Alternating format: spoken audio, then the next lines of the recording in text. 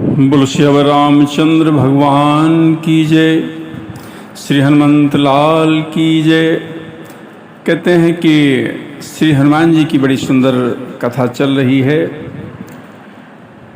हनुमान जी ने सुग्रीव को भगवान के साथ मित्रता करवा के और किष्किंधा का राज्य उनको प्राप्त हो गया।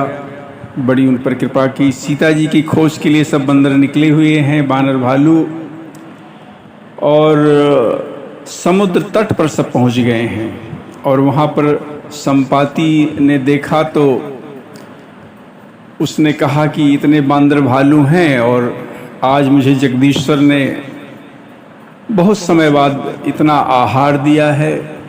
और तब अंगद ने कहा कि एक गीधराज जटायु थे, भगवान के कार्य के लिए अपना प्राण का त्याग किया है। और जब संपाति को पता चला जटायु का नाम, तो उसने कहा तो हमारे भाई थे, और सारी कथा बताया। और इसके पश्चात संपाति ने, कहते हैं, सीता जी को दिखला दिया।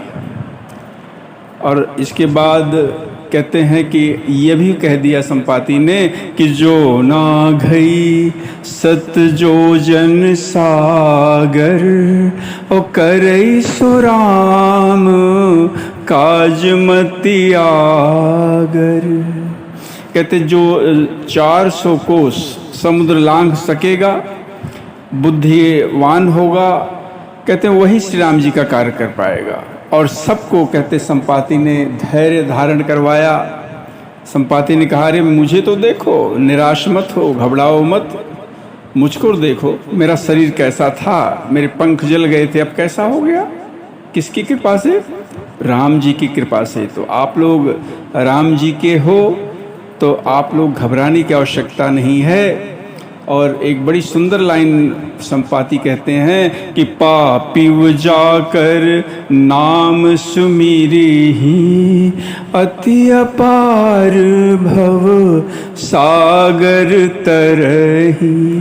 कहते हैं कि पापी भी जिनका नाम स्मरण करके अत्यंत विशाल, कहते हैं, भवसागर को भी पार कर जाता है।